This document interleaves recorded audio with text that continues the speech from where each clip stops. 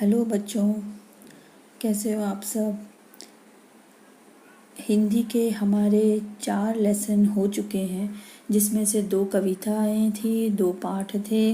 मुझे लगता है कि आप सब लोगों को बहुत अच्छे से हिंदी के ये लेसन और कविताएं समझ में आ चुके होंगे और आप लोगों ने क्वेश्चन आंसर्स भी कर चुके हैं।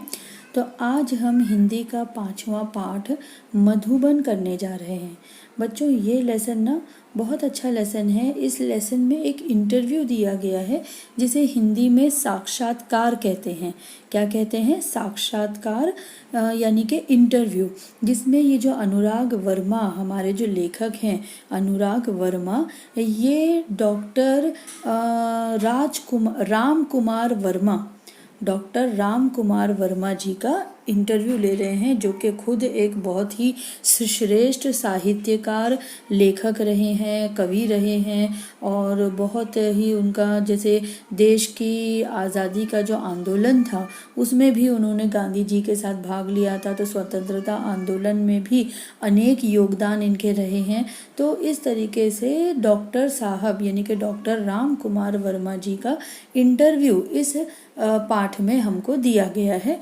तो देखते हैं कि किस तरीके से इंटरव्यू लिया गया है और डॉक्टर राम कुमार वर्मा जी के बारे में क्या बताया गया है, उनके बचपन के बारे में, स्वतंत्रता आंदोलन में उनका जो योगदान था उसके बारे में, उनकी शिक्षा दीक्षा के बारे में और उनकी काव्य रचनाओं के बारे में, और देश की राजनीति में उनकी क्या राय है, उससे संबंधित उनके क्या विचार हैं, वो इस इंटरव्यू में बताया गया है। तो पहले हम अनुराग वर्मा, जो हमारे लेखक हैं इस पाठ के, उनका परिचय पढ़ लेते हैं। अनुराग वर्मा जी ने हिंदी में विपुल लेखन किया है, यानी बहुत ही अच्छा लेखन किया है। आपकी भाषा धारा प्रवाह सरल एवं आशय संपन्न होती है। आप हिंदी के जाने माने लेखक हैं, यानी बहुत ही इनकी भाषा जो है, इनकी लैंग्वेज जो है, उसका जो फ्लो है वो बहुत ही सीधा साधा अच्छा होता है, कंप्लीट होता है, और हिंदी के ये जाने माने लेखक हैं। अब देखते हैं कि इस पाठ के बारे में हमको क्या बताया गया है। प्रस्तुत पाठ में श्री अनुराग वर्मा ने प्रसिद्ध लेखक डॉक्टर राम कुमार वर्मा जी का साक्षात्कार लिया है। मैंने आप लोगों को बता चुकी हूँ, साक्षात्कार का मतलब है इंटरव्यू, यानी हमारे यहाँ पर जो लेखक हैं अनुराग वर्मा, इन्होंने राम कुमार वर्मा जी का इंटरव्यू लिया है, साक्षात्कार लिया है। यहाँ अनुराग जी ने डॉक्टर वर्मा जी से उनकी काव्य रचना की प्रेरणा, लौकिक पारलौकिक प्रेम, देश की राजनीतिक स्थिति आदि पर प्रश्न पूछे हैं। यानी किन किन चीज़ों पर उन्होंने क्वेश्चन किए हैं, प्रश्न पूछे हैं। देखो, मतलब काव्य रचना की प्रेरणा, यानी कविताएं लिखने की प्रेरणा उनको कहाँ से मिली। लौकिक और पारलौकिक, यानी उनके मतलब जो उनके लाइफ में जो उनका प्यार है, जो प्रेम है और उनका जो पैशन है, उसके ऊपर क्वेश्चन पूछे हैं। और देश की राजनीतिक स्थिति, यानी कि हमारे देश की राजनीति का जो स्थिति है, जो स्टेटस है, वो कैसा है, उसके ऊपर उन्होंने प्रश्न पूछे हैं। डॉक्टर वर्मा जी ने इन प्रश्नों के बड़े बेबाकी से उत्तर दिए हैं, और इन प्रश्नों का डॉक्टर वर्मा जी ने बड़ी ही बेबाकी से उत्तर दिया है, आंसर्स किए हैं। तो बच्चों, चलते हैं पाठ की तरफ।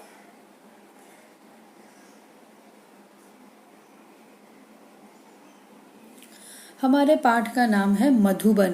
मधुबन न बच्चों डॉक्टर राम कुमार वर्मा जी का जो घर है, उस घर का नाम है जहाँ पर अनुराग वर्मा उनसे मिलने के लिए जाते हैं, उनका इंटरव्यू लेने के लिए जाते हैं।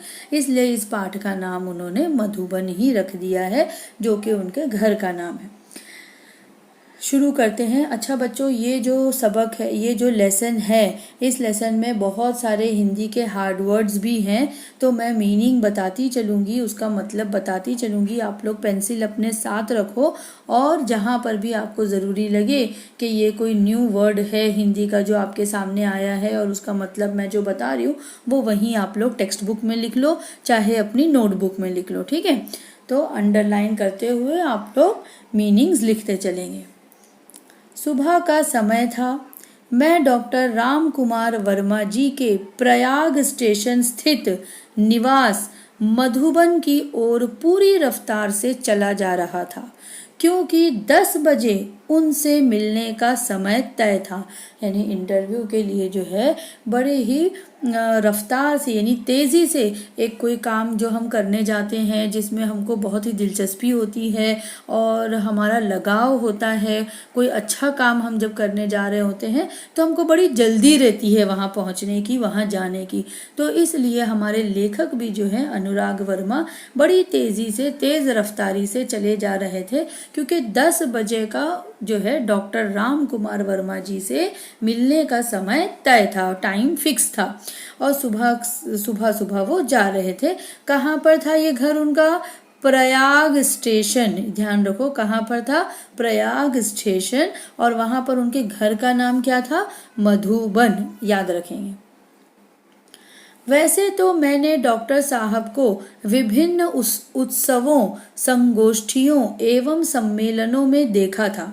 यानी हमारे जो लेखक हैं वो डॉक्टर साहब को पहले भी देख चुके थे, मिल चुके थे। विभिन्न यानी अलग अलग, डिफरेंट उत्सवों यानी के प्रोग्राम्स, अलग अलग जो प्रोग्राम होते हैं, फेस्टिवल्स होते हैं।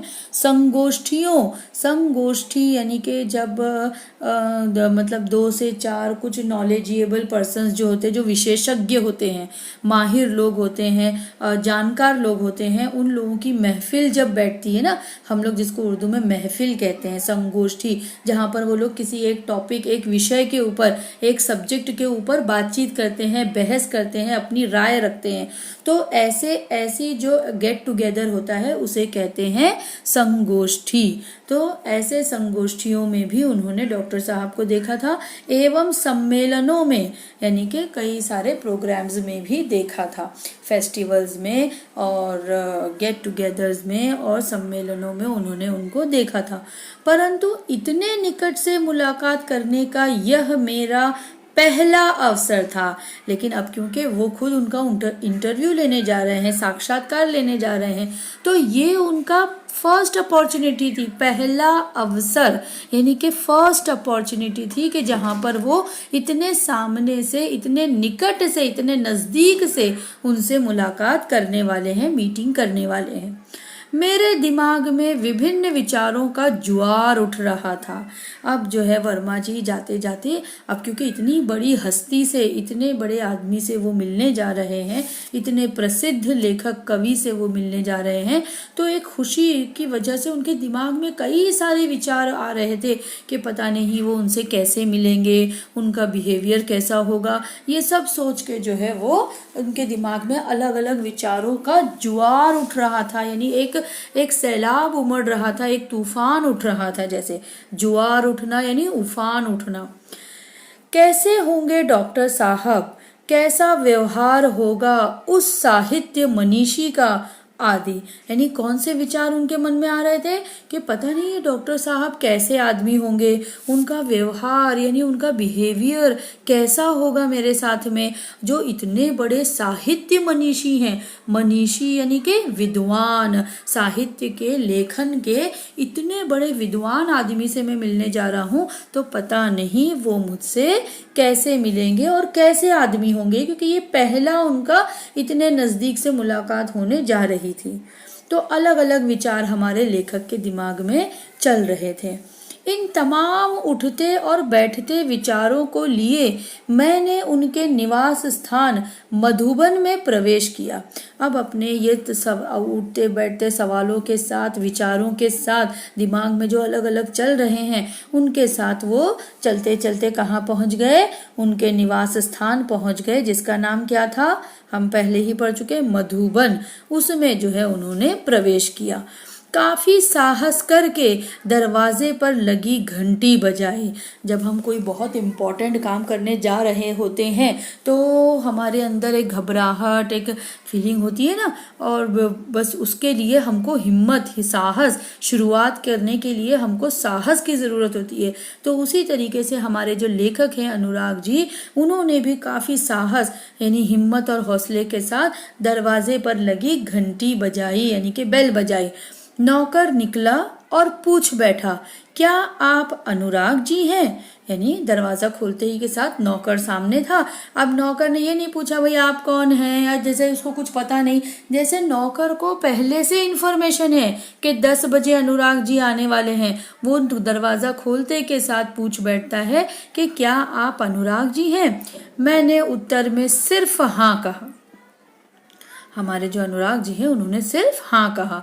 उसने मुझे ड्राइंग रूम में बिठाया और यह कहते हुए चला गया कि डॉक्टर साहब आ रहे हैं। ड्राइंग रूम में बिठा दिया और उनको बता कर गया कि डॉक्टर साहब आ रहे हैं। इतने में डॉक्टर साहब आ गए। अनुराग जी कैसे आना हुआ? आते ही उन्होंने पूछा। यानी अब अनुराग जी जब पहुंचे कि मीटिंग का टाइम तो फिक्स था, एग्जैक्ट टाइम पर जो है हमारे डॉक्टर राम कुमार वर्मा जी जो है वो बिल्कुल रेडी थे और एग्जैक्ट टाइम पर वो जो है उनके सामने आ भी गए। तो यहाँ पर ना हमको डॉक्टर राम कुमार वर्मा जी का एक गुण पता चलता है कि वो कैसे समय के पाबंद थे। यानी कि अगर उन्होंने किसी को कोई टाइम दिया है तो वो इन्फॉर्मेशन घर के नौकरों को भी है और वो खुद भी उस बात के लिए रेडी थे। तो इस चीज को मतलब हमको समझने की जरूरत है कि जो गहराई में इतनी बात दी गई है वो ये दर्शाती है कि हमारे जो डॉक्टर राम कुमार वर्मा जी थे वो समय के बड़े ही पाबंद थे। तो इस तरीके से वो आए और उन्होंने कहा कि अनुराग जी कैसे आना हुआ? आते ही उन्होंने पूछा।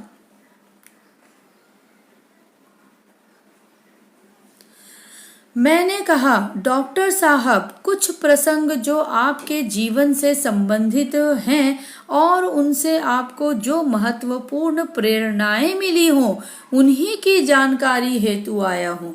अब ये इंटरव्यू लेने आए हैं ना, तो बताते हैं कि कुछ प्रसंग, कुछ ऐसे वाक्य, ऐसे किस्से, जो कहानियाँ जो आपके जीवन से संबंधित हो, जो आपकी लाइफ से रिलेटेड हो और उनसे आपको जो महत्वपूर्ण प्रेरणा मिली। यानी लाइफ में कुछ ऐसा हो जाता है ना कि जिससे हमको आगे के लिए सीख मिलती है, प्रेरणा मिलती है आगे कुछ करने के लिए।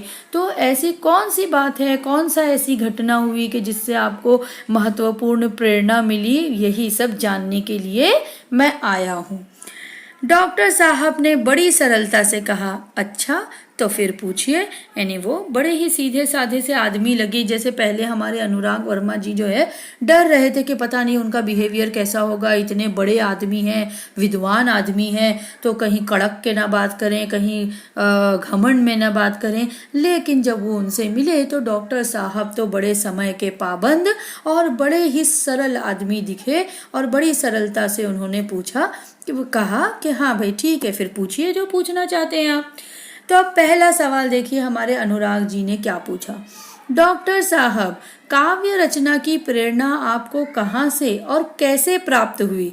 इस संदर्भ में कोई ऐसा प्रसंग बताने का कष्ट करें जिसने आपको जीवन के अंतरंग पहलुओं को महत्वपूर्ण मोड़ दिया हो।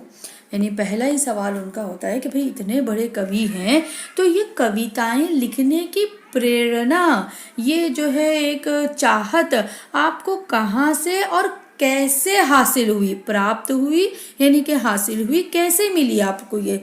इस संदर्भ में यानी इससे रिलेटेड कोई ऐसा प्रसंग बताने का कष्ट करे, कोई ऐसी कहानी बताओ, ऐसी गोष्ट बताओ, ऐसा किस्सा बताओ कि जिसने आपके जीवन के अंतरंग पहलुओं को, आपके जीवन के जो अलग अलग पहलू थे, आपके जो जीवन की जो लाइफ थी आपकी, उसको जो है एक अलग मोड़ दे दिया उसने। एक बहुत ही इम्पोर्टेंट, जैसे लाइफ में चेंज आ जाता है ना, मोड़ दे देना, यानी जिसकी वजह से इस घटना के बाद यानी कि आपकी लाइफ में कोई चेंज आ गया, कोई बहुत ही इम्पोर्टेंट चेंज आपकी लाइफ में आ गया, ऐसे कोई आपकी जीवन का किस्सा बताइए।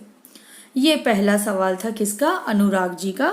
कि पहला तो ये कि आपकी कविताएं लिखने की प्रेरणा आपको कब और किससे हासिल हुई, और ये ऐसी कोई वाकया आपकी लाइफ का कि जिसने आपकी लाइफ को, आपके जीवन के अलग एक चेंज आ गया, जिसकी वजह से बहुत ही इम्पोर्टेंट चेंज आ गया, महत्वपूर्ण मोड़ दिया हो, यानी बहुत ही इम्पोर्टेंट चेंज आपकी लाइफ में आ गया। तो देखो हमारे राम कुमार वर्मा जी क्या कहते हैं। पहले तो मेरे जीवन में समाज की अंध व्यवस्था के प्रति विद्रोह अपने आप ही उदित हुआ। यानी जब वो छोटे थे तो अपने समाज के जो अंधा कानून है, अंध व्यवस्था, जो भी अंधा कानून चल रहा है उसको लेकर यानी उसके प्रति विद्रोह यानी बगावत करना, उसको उसके अपोज करना, उसको उसके अगेंस्ट में जाना, ये खुद ब खुद मेरे अंदर पैदा हुआ। यानी अपने आप ही उदित हुआ, यानी कि अपने आप ही वो उजागर हो गया, अपने आप ही पैदा हो गया। यानी किसी ने उनको सिखाया नहीं कि देखो ऐसे करो या वैसे करो, या इस चीज कानून, ये कानून सही नहीं है या वो कानून सही है, ऐसा ना उनके घर में कोई था ना उनके साथ का कोई था, लेकिन खुद ब खुद एक इंटरेस्ट बच्चे का चला जाता है ना जैसे, तो वैसा ये बगावत का जो एक सोच थी वो उनके जीवन में खुद ब खुद आ गई। किसके प्रति बगावत का कि जो है सोच, उन विचार उनके अंदर आ गए अंध व्यवस्था के प्रति। ठीक है। सन 1921 में जब मैं केवल 15.5 वर्ष का था, अब देखो यहाँ पे ये सन याद रखो, हाँ, यानी ईयर 1921 में जब वो केवल 15.5 यानी 15.5 ईयर्स के थे, गांधी जी के असहयोग आंदोलन में पारिवारिक एवं सामाजिक व्यवधानों से संघर्ष करते हुए मैंने भाग लिया। यानी 1921 में जब वो सिर्फ 15.5 साल के थे तो उन्होंने गांधी जी का जो एक आंदोलन था असहयोग यानी सहयोग ना करना, कोऑपरेट ना करना, जिसको हम लोग इंग्लिश में कहते हैं नॉन कोऑपरेशन मूवमेंट, जो आप लोग अभी पढ़ेंगे भी हिस्ट्री में भी और शायद पढ़ भी चुके होंगे। तो नॉन कोऑपरेशन मूवमेंट 1921 में जो गांधी जी की थी, उस आंदोलन में परिवार की तरफ से भी और समाज की तरफ से भी, पारिवारिक यानी कि फैमिली की तरफ से, परिवार की तरफ से, एवं सामाजिक यानी समाज की तरफ से व्यवधानों से, व्यवधान यानी कि बहुत सारी डिफिकल्टीज, परेशानियों से संघर्ष करते हुए, लड़ते हुए मैंने उसमें भाग लिया। यानी कि उन्होंने इस आंदोलन में सहयोग किया, उसमें भाग लिया। समझ में आया? ये जो असहयोग आंदोलन था इसमें उन्होंने गांधी जी का साथ दिया, यानी इसमें उन्होंने भाग लिया, क्योंकि वो वैसे ही मतलब पहले से ही जो अंध व्यवस्था थी समाज में उसके वो विद्रोही थे, उसके वो खिलाफ थे। करेक्ट, वो उनको पसंद नहीं था। तो अब पसंद नहीं था तो इसलिए उन्होंने गांधी जी का साथ देने का सोचा। तो 1921 में जबकि वो सिर्फ 15.5 साल के थे, यानी कि एक नौजवान से लड़के थे, तो उसमें उन्होंने गांधी जी का साथ दिया। उस समय स्कूल छोड़ने की बात तो सोची भी नहीं जा सकती थी।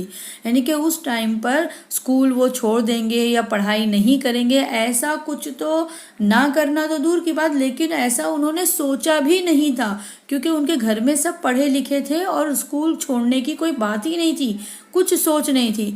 मगर मध्य प्रदेश के अंतर्गत नरसिंहपुर में मौलाना शौकत अली साहब आए और बोले, गांधी जी ने कहा है कि अंग्रेजी की तालीम गुलाम बनाने का एक नुस्खा है। तत्पश्चात आवाज तेज करते हुए कहने लगे, है कोई माई का लाल जो कह दे मैं कल से स्कूल नहीं जाऊंगा। यानी क्या हुआ कि ये तो स्कूल जाते थे और स्कूल में पढ़ाई करते थे, लेकिन कभी उन्होंने स्कूल को छोड़ने की बात सोची भी नहीं थी। लेकिन अब जब अंध व्यवस्था, जो राजनीति, जो समाज की अंध व्यवस्था थी, उसके प्रति जब विद्रोह की भावना उनके अंदर जागी तो उन्होंने गांधी जी का साथ देना शुरू किया, उनके असहयोग आंदोलन में भाग लेना शुरू किया। तब जो है जहाँ पर ये रहते थे मध्य प्रदेश में, वहाँ पर जो है मौलाना शौकत अली, जो गांधी जी के साथ के ही एक क्रांतिकारी थे, यानी फ्रीडम फाइटर थे हमारे, तो मौलाना शौकत अली ने गांधी जी का पैगाम उन तक पहुंचाया कि गांधी जी ने कहा है, कहाँ पर? मध्य प्रदेश के अंतर्गत नरसिंहपुर, यहाँ पर ये रहते थे, तो जो मध्य प्रदेश में ही आता है। तो यहाँ पर जो है मौलाना शौकत अली ने गांधी जी का मैसेज पहुँचाया उन तक कि गांधी जी ने कहा है कि अंग्रेज़ी की तालीम यानी कि जो इंग्लिश एजुकेशन है वो असल में अंग्रेज़ हमको अपना गुलाम बनाना चाहते हैं, उस चीज़ का एक नुस्खा है। यानी तालीम देकर वो हम पर कोई एहसान नहीं कर रहे हैं या हमको कोई बड़ी पोस्ट नहीं मिलने वाली है। वो हमको जो तालीम दे रहे हैं, जो एजुकेशन दे रहे हैं, वो अपने मतलब के लिए दे रहे हैं ताकि इनकी लैंग्वेज समझने वाले रहेंगे तो उनके काम आसान हो जाएंगे। तो हमको जो है नीचे दर्जे की ही तालीम जो है नौकरियां मिलेंगी। कभी भी ऊंचे तालीम हासिल करने के बाद, इतनी पढ़ाई लिखाई करने के बाद कोई अंग्रेज़ जो है हमको ऊंचा ओहदा नहीं देने वाला है, यानी हमको गुलाम ही बना के रखने वाला है। तो गुलाम बनाने का ये उनका एक नुस्खा है। तो तत्पश्चात यानी उसके बाद में आवाज़ तेज करते हुए कहने लगे, यानी जोर आवाज़ में उन्होंने कहा, क्या कहा? है कोई माई का लाल जो कह दे कि मैं कल से स्कूल नहीं जाऊंगा, यानी कि मैं अंग्रेज़ों का गुलाम नहीं बनूंगा, मैं स्कूल नहीं जाऊंगा। क्या तुम में से है कोई? मैंने अपनी माँ के आगे बड़ी ही श्रद्धा से स्कूल ना जाने की घोषणा कर दी। अब इनके अंदर तो वो विद्रोह का जज्बा कूट कूट कर भरा हुआ था। गांधी जी का साथ देने का भी इन्होंने सोच लिया था। तो इन्होंने जब मौलाना शौकत अली साहब ने जब गांधी जी का मैसेज पहुंचाया तो इन्होंने अपने घर जाकर बड़ी ही श्रद्धा से, यानी कि किसी एक बात पर जो हमको बहुत ही कट्टर विश्वास होता है, उस विश्वास के साथ इन्होंने अपनी माँ के सामने जाकर घोषणा कर दी, यानी ऐलान कर दिया कि मैं कल से स्कूल नहीं जाऊंगा। सभी लोग सख्ते में आ गए। अब इनके घर जो था ना वो बड़े ही पढ़े लिखे लोगों का था, और अब ऐसे लोग तो अपने बच्चों के लिए चाहेंगे कि वो भी मेरी तरह से पढ़े लिखे। तो सारे लोग इनकी ये बात सुनकर सख्ते में आ गए, हैरान रह गए। बात भी अजीब थी कि उन दिनों एक डिप्टी कलेक्टर का लड़का विद्रोह कर जाए। अब यानी कि इनके जो पिताजी थे डॉक्टर राम कुमार वर्मा जी के, जो हमारे प्रसिद्ध कवि हैं जिनका इंटरव्यू लिया जा रहा है, उनके पिताजी एक डिप्टी कलेक्टर थे, और डिप्टी कलेक्टर का बेटा स्कूल ना जाए और विद्रोह करने की बात करे, बगावत करने की बात करे, तो ये सच में बड़ी ही अजीब बात थी। उनके घर के सारे लोग हैरान रह गए। लोगों ने बहुत समझाया, पिताजी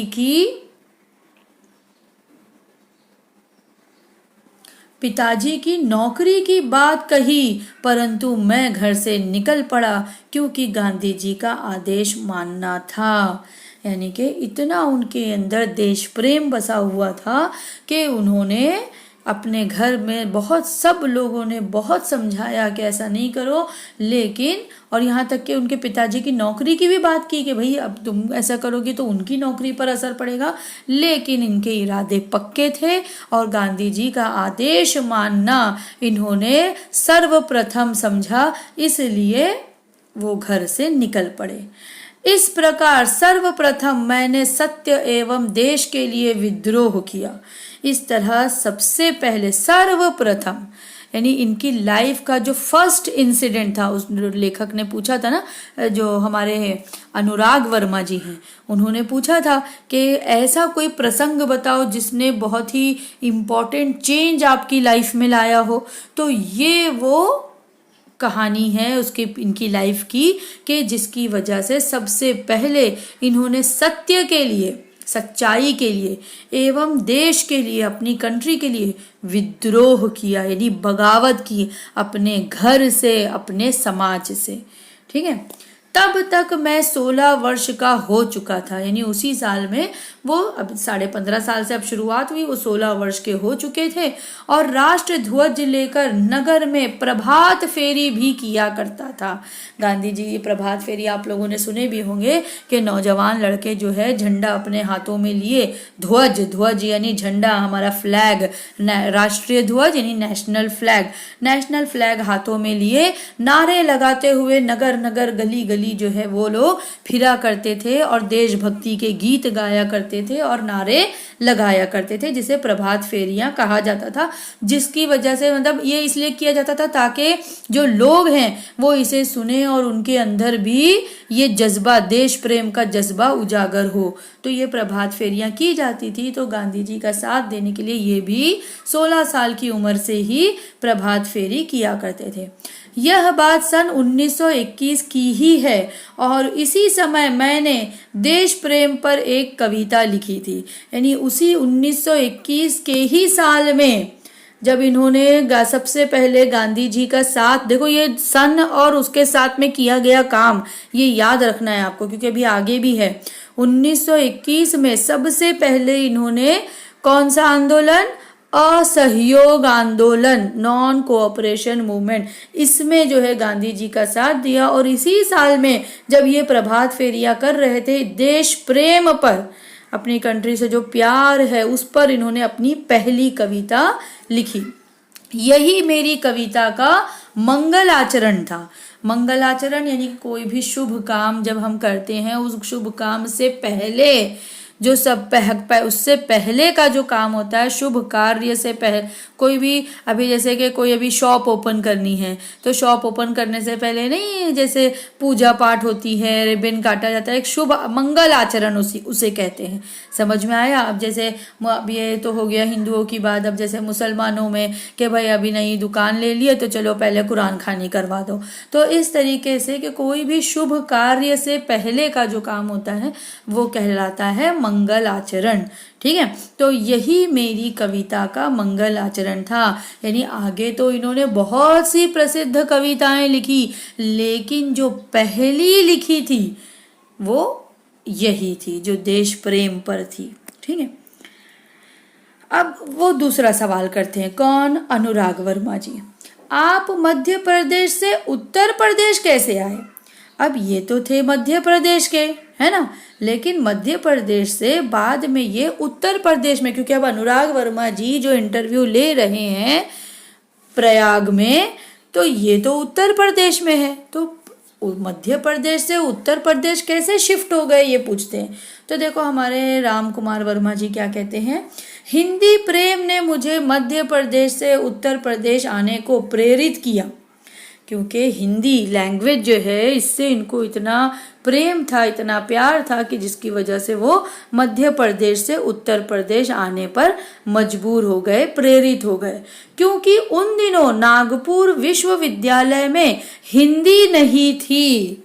नागपुर का जो विश्वविद्यालय है यानी जो मध्य प्रदेश में पड़ता है, वहां पर हिंदी सब्जेक्ट ही नहीं था। सन 1925 में मैंने इंटर की परीक्षा उत्तीर्ण की। 1900 देखो अभी ये सब जो बात हो रही है ना, ये आज़ादी से पहले की बात हो रही है बच्चों। अभी आज तो हिंदी हमारी नेशनल लैंग्वेज है, तो हर स्टेट में हिंदी कंपलसरी है, लेकिन ये जो बात हम कर रहे हैं ये 1925 की यानी कि आज़ादी से पहले की बात कर रहे हैं। इसलिए उस टाइम पर जो स्टेट लैंग्वेज होती थी वही स्कूलों में पढ़ाई जाती थी। तो उत्तर प्रदेश की स्टेट लैंग्वेज ही हिंदी है, इसलिए वहां पर हिंदी सब्जेक्ट था, लेकिन मध्य प्रदेश में नहीं था। सन 1925 में मैंने इंटर की परीक्षा उत्तीर्ण की यानी कि पास कर लिया। ठीक है, तो इस तरीके से मध्य प्रदेश से वो उत्तर प्रदेश में आए, क्योंकि उनको हिंदी सब्जेक्ट प्यारा था, वही उनको चाहिए था। और इस तरीके से वहां पर आकर उन्होंने 1925 में अपनी इंटर की परीक्षा पास कर ली।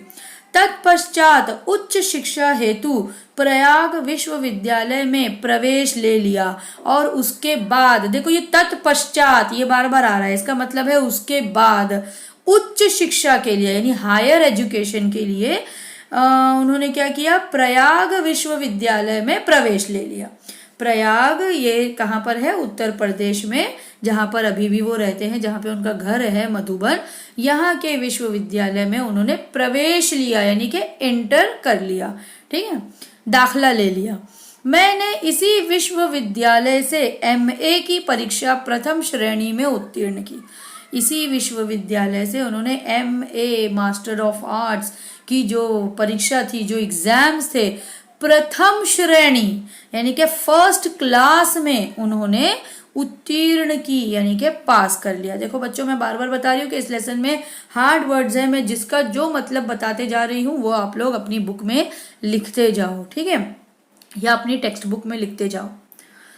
तो इस तरीके से उन्होंने 1925 में इंटर की परीक्षा पास की और उसके बाद में हायर एजुकेशन के लिए प्रयाग के विश्वविद्यालय में एडमिशन लिया, प्रवेश ले लिया, यानी एडमिशन ले लिया, और उसी से उन्होंने एमए का एग्जाम भी फर्स्ट क्लास में पास किया, ठीक है। मैंने देखा कि डॉक्टर साहब के चेहरे पर गंभीरता के भाव साफ प्रतिबिंबित हो रहे हैं, यानी कि डॉक्टर साहब अब अपनी पास्ट की जो छोटेपन से जो बातें अपनी बताते जा रहे हैं, उन बातों में जैसे एक गंभीरता, एक सीरियसनेस, गंभीरता यानी सीरियसनेस के भाव की जो फीलिंग है वो उनके चेहरे पर साफ प्रतिबिंबित हो रही थी, यानी साफ झलक रही थी, यानी चेहरे से मालूम हो रहा था कि अपने बचपन की ये सारी बातें बताते हुए वो कितने सीरियस हो जा रहे हैं और मतलब उनको भी अच्छा लग रहा है। ऐसा प्रेरित हो रहा था जैसे वे अपने अतीत में खो से गए हैं, यानी उनका जो बचपन से लेकर जो एजुकेशन कंप्लीट करने के तक का जो जीवन है वो इतना असर अंदाज है उनके ऊपर कि वो जो है उसमें खो से गए, अपने अतीत में, अपने पास्ट में जैसे कि वो खो से गए। ऐसा प्रतीत हो रहा था, यानी ऐसा लग रहा था, ऐसा झलक रहा था जैसे वे अपने अतीत में, अपने पास्ट में खो से गए हैं, गुम हो गए हैं। मैंने पुनः सवाल किया, तो अब जो है उन्होंने अब आगे जो है उन्होंने फिर से एक क्वेश्चन किया डॉक्टर साहब से, हमारे लेखक ने। डॉक्टर साहब, प्राय ऐसा देखा गया है कि कवियों एवं लेखकों के जीवन में उनका लौकिक प्रेम पारलौकिक प्रेम में बदल गया। क्या आपके साथ भी ऐसा हुआ है? यानी देखो हमारे जो लेखक हैं कितना अच्छा सवाल कहते हैं कि प्राय ऐसा देखा गया है कि मतलब काफ़ी हालात में ऐसा देखा गया है, कई सिचुएशंस में ऐसा देखा गया है कि कवियों व एवं लेखकों की, कि जितने भी कवि होते हैं, जितने भी लेखक होते हैं, उनके जीवन में उनका लौकिक प्रेम, यानी कि जो भी उनकी लाइफ में, उनके जीवन में जो चीज़ उनको पसंद होती है या जो उनका प्यार होता है, जिस चीज़ को, जिस काम को करने में उनको प्यार होता है, लगाव होता है, वही उनका पारलौकिक प्रेम बन जाता है, यानी वही उनका पैशन बन जाता है, पारलौकिक प्रेम में बदल जाता है। तो क्या आपके साथ भी ऐसा हुआ है? देखो क्या उत्तर देते हैं अनुराग जी। प्रेम मनुष्य की एक प्राकृतिक प्रवृत्ति है। बताते हैं कि प्रेम, प्यार करना, ये तो इंसान का एक नेचुरल बिहेवियर है। प्राकृतिक यानी नेचुरल, प्रवृत्ति यानी कि बिहेवियर, तो प्यार करना तो ये इंसान का एक नेचुरल बिहेवियर है। सन 1926 में मेरा विवाह हो गया। अब देखो 1925 में उनकी पढ़ाई हुई और 1926 में उनका विवाह, उनकी शादी हो गई और मैं गृहस्थ जीवन में आ गया। गृहस्थ जीवन यानी कि फैमिली लाइफ अब वो गुजारने लगे। अब मुझे सात्विकता एवं नैतिकता से प्रेम हो गया। यानी पहले तो उनको देश और उसका जो कानून था, मतलब उसमें लगाव था, उनका ध्यान पूरा उसमें था। लेकिन फिर बाद में जब अब शादी हो गई, वो फैमिली लाइफ गुजारने लगे, तो अब जो सात्विकता यानी कि मोरल्स एवं नैतिकता और मोरालिटीज यानी कि जो सत्य वचन होते हैं, सात्विकता यानी सत्य वचन, जो अच्छे गुण होते हैं, तो मोरल्स जो अच्छे गुण होते हैं और अच्छे विचार होते हैं, नैतिकता, उससे उनको प्रेम हो गया। समझ में आया? यानी अपनी लाइफ जो है इंसान जैसे जैसे आगे बढ़ता है तो वो इस बात की कोशिश करता है कि वो एक गुड ह्यूमन बीइंग बने। करेक्ट? तो उसके लिए अच्छे गुण, अच्छे विचार, इन सब चीज़ों से उनको प्रेम हो गया। देखो ये लाइन ना याद रखने वाली है बच्चों के, हमारे जो डॉक्टर राम कुमार वर्मा जी थे उन्हें किन चीज़ों से प्रेम हो गया, है ना? गृहस्थ जीवन में उन्हें किन चीज़ों से प्रेम हो गया? सात्विकता एवं नैतिकता। समझ में आ रही है बात? अच्छे गुण, अच्छे विचारों से उन्हें प्रेम हो गया। मैंने इसी समय यानी सन 1930 में कबीर का रहस्यवाद लिखा। उन्होंने एक और किताब लिखी जिसका नाम क्या था? कबीर का रहस्यवाद। कौन से सन में लिखी? 1930 में लिखी। इतना अवश्य है कि मेरे जीवन के कुछ अनुभव कविता के माध्यम से प्रेषित हुए। वो कहते हैं कि ये जो किताब थी और उसमें इतना ज़रूर है कि उनके जीवन के, उनकी लाइफ के जो अनुभव हैं, जो एक्सपीरियंसेस उनको मिले, जो भी एक्सपीरियंस उन्होंने किए, उसी को उन्होंने कविता के रूप में प्रेषित किया है, प्रेजेंट किया है। ठीक है। मुझे बचपन से ही अभिनय का शौक था, यानी कि इनको ना अभिनय करना यानी एक्टिंग करना, एक्टिंग का भी बड़ा शौक था इनको। और प्राय उत्सवों के अवसर पर और कई बार जो भी उत्सव होते थे यानी फेस्टिवल्स जो होते थे, जो प्रोग्राम्स होते थे, उसके अवसर पर, उसके मौके पर नाटकों में भी भाग लिया करता था। नाटकों में भाग भी लिया करता था, जो भी प्लेज होते थे उसमें भी वो भाग लेते थे। मैंने बात आगे बढ़ाई और पूछा। अब हमारे डॉक्टर साहब, क्योंकि टाइम भी खत्म होने जा रहा है, इसलिए वो फिर अब बात आगे बढ़ाते हैं अनुराग जी और पूछते हैं, डॉक्टर साहब, देश की राजनीतिक स्थिति के बारे में आपकी क्या राय है?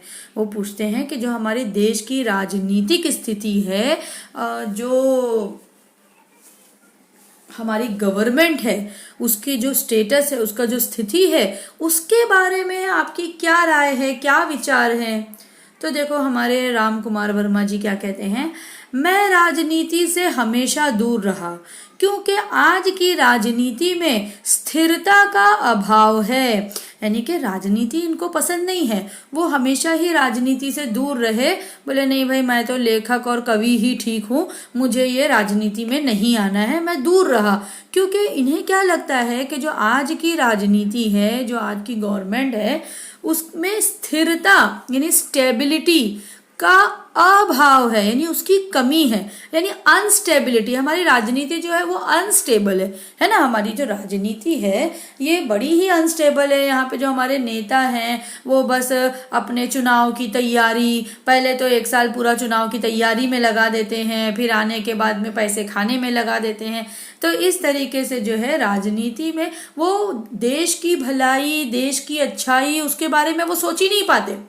अपने ही बारे में सोचने में वो इतने मगन होते हैं कि वो देश के बारे में तो सोच ही नहीं पाते, उसके लिए तो कार्य कर ही नहीं पाते वो लोगों के लिए। ठीक है। तो जो राजनीति है इसमें अनस्टेबिलिटी है।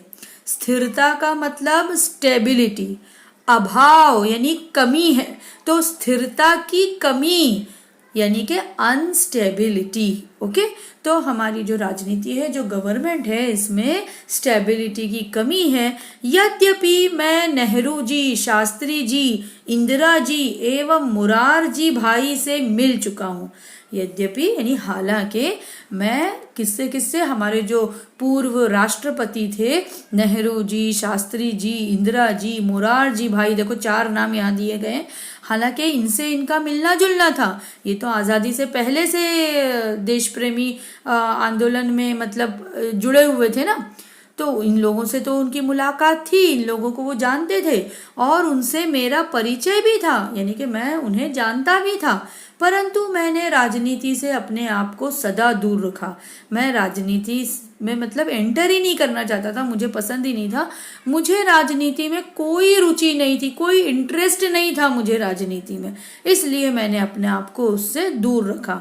मैं साहित्यकार हूँ, साहित्यकार, लिखने वाला। ठीक है, मैं लिखने वाला हूँ और साहित्य चिंतन में विश्वास रखता हूँ और साहित्य चिंतन में ही लिखने की जो टेक्निक है उसी में मैं विश्वास रखता हूँ, वही मुझे भाती है।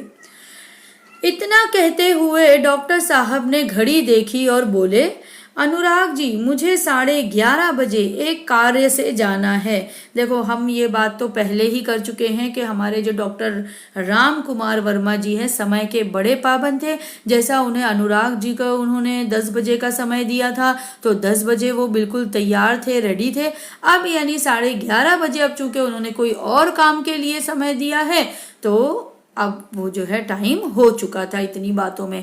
तत्पश्चात उन्होंने मुझे एक कुशल अभिभावक की भांति आशीर्वाद देते हुए विदा किया, और उतना कहकर उसके बाद उन्होंने बड़े ही मतलब अभिभावक यानी बड़े ही मिलनसारी से अच्छे से आशीर्वाद देते हुए यानी कि दुआ देते हुए मुझे विदा कहा, यानी मुझे गुड बाय कहा। ठीक है बच्चों, तो यहाँ पर ये हमारा जो पाठ है मधुबन ये कंप्लीट हो जाता है एक्सप्लेनेशन। आप लोग बार बार इसको समझो, सुनो, रीडिंग भी करो, तभी देखो याद रखो क्वेश्चन आंसर लिखने से पहले, पढ़ने से पहले लेसन की रीडिंग बहुत ज़रूरी है। 2 से 3 बार रीडिंग करो। जब लेसन दिमाग में बैठा हुआ रहेगा तो क्वेश्चन आंसर्स खुद ब खुद आ जाएंगे।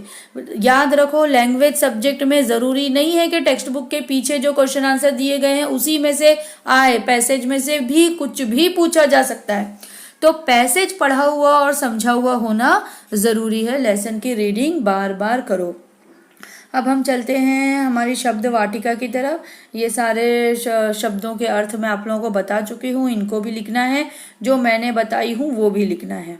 अब दिया गया है संजाल पूर्ण कीजिए।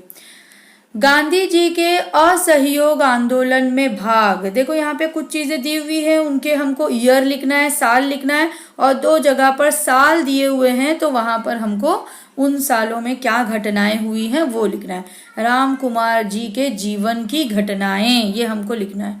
ठीक है, तो गांधी जी के असहयोग आंदोलन में भाग, देखो मैंने बताई थी कि सन याद रखना, कौन से सन में लिया उन्होंने भाग, 1921 में। ठीक है, फिर उनका विवाह कौन से साल में हुआ, 1926 में। फिर 1925 में क्या हुआ था, उन्होंने इंटर की परीक्षा उत्तीर्ण की। क्या की, 1925 में इंटर की परीक्षा उत्तीर्ण की। और 1930 में उन्होंने वो लिखा ना, किसका रहस्यवाद लिखा, कबीर का रहस्यवाद लिखा। ठीक है, 1930 में क्या लिखा, कबीर का वो रहस्यवाद। फिर इसके बाद है कारण लिखो। डॉक्टर साहब का राजनीति से दूर रहने का कारण क्या था। अब तुम लोग बताएंगे, मुझे जल्दी बताओ कि क्या होगा कारण उनका। अभी हमने पढ़े क्योंकि ये लास्ट पैराग्राफ में है, क्योंकि उनको राजनीति में रुचि ही नहीं थी, वो साहित्य चिंतन में ही विश्वास रखते थे। तो यही लाइन हमको लिखना है। डॉक्टर साहब का राजनीति से दूर रहने का कारण यह है कि डॉक्टर साहब को राजनीति में कोई रुचि नहीं थी, वे साहित्य चिंतन में विश्वास रखते थे। दूसरा दिया गया, डॉक्टर साहब का मध्य प्रदेश से उत्तर प्रदेश आने के लिए प्रेरित होने का कारण क्या था, क्योंकि हिंदी भाषा से उन्हें प्रेम था, है ना, और मध्य प्रदेश की जो स्कूल है, जो पाठशाला थी, वहां पर हिंदी नहीं थी, इसलिए डॉक्टर साहब का मध्य प्रदेश से उत्तर प्रदेश, इसी वजह ने डॉक्टर साहब को मध्य प्रदेश से उत्तर प्रदेश आने के लिए प्रेरित किया। थर्ड है, पाठ में प्रयुक्त भूतपूर्व प्रधानमंत्रियों के नाम लिखो। अभी मैंने बताई थी आप लोगों को 4 नाम दिए गए हैं, जवाहरलाल नेहरू, लाल बहादुर शास्त्री, इंदिरा गांधी और मोरारजी देसाई। ठीक है, ये 4 नाम आप लोगों को लिखने हैं। फिर दिया गया है, गृहस्थ जीवन में इनसे प्रेम हुआ। ये भी मैंने लाइन आप लोगों को 2 बार रिपीट की थी कि बच्चों ये याद रखना कि गृहस्थ जीवन में उन्हें किन 2 चीजों से प्रेम हुआ, सात्विकता और दूसरा नैतिकता। सात्विकता यानी सत्व गुण, अच्छे गुण, और नैतिकता यानी कि नीति। फिर दिया गया है, शब्दों से कृंदत तद्धित बनाओ। कृंदत तद्धित जो है बच्चों, जैसे हम लोग सफिक्स लगाते हैं, प्रत्यय जो कहलाते हैं हमारे, कृंदत और तद्धित जो है वो क्या है, प्रत्यय हैं, तो जो वर्ड के आगे लगेगा। तो चलो बताओ किस तरीके से बनेगा ये। जैसे मिलना, मिलना का हो जाएगा मिलन। ठहरना, ठहराव। तीसरा दिया गया इंसान, इंसानियत। शौक, शौकीन। देना, देने वाला। कहना, कहने वाला। भाव, भावना, भाव का बन जाएगा भावना। बैठना, इसका बन जाएगा बैठक। घर, घर का बन जाएगा घरेलू। धन, धन का बन जाएगा धनी। ओके, तो इस तरीके से कृंदत या तद्धित इसे कहते हैं, जिसको लगाने से हमारे नए वर्ड्स बनते हैं। ठीक है, दिया गया है अपने विद्यालय में आयोजित विज्ञान प्रदर्शनी के उद्घाटन समारोह का प्रमुख मुद्दों सहित वृत्तांत लेखन करो। वृत्तांत लेखन बच्चों, जैसे हम लोग इंग्लिश में रिपोर्ट राइटिंग कहते हैं, तो वैसे ही हिंदी में उसे वृत्तांत लेखन कहा जाता है। विज्ञान प्रदर्शनी यानी कि साइंस एग्जीबिशन। विज्ञान प्रदर्शनी का मतलब क्या है? साइंस एग्जीबिशन समारोह, साइंस एग्जीबिशन जो है सम्मेलन, उसका उद्घाटन। इसके ऊपर जो है तुम लोगों को रिपोर्ट राइटिंग लिखना है हिंदी में। ठीक है, ठीक है बच्चों, तो ये आप लोग खुद से कोशिश करेंगे वृत्तांत लेखन लिखने की। ठीक है, और मुझे जो है होमवर्क कंप्लीट करके लिख कर सेंड करेंगे, भेज देंगे बुक चेकिंग के लिए। यहाँ पर हमारा ये पार्ट कंप्लीट हो जाता है। आप लोग जो है अच्छे से रीडिंग करो, क्वेश्चन आंसर्स लिखो भी और याद भी करो। ठीक है, चलिए फिर, अल्लाह हाफिज़, बाय।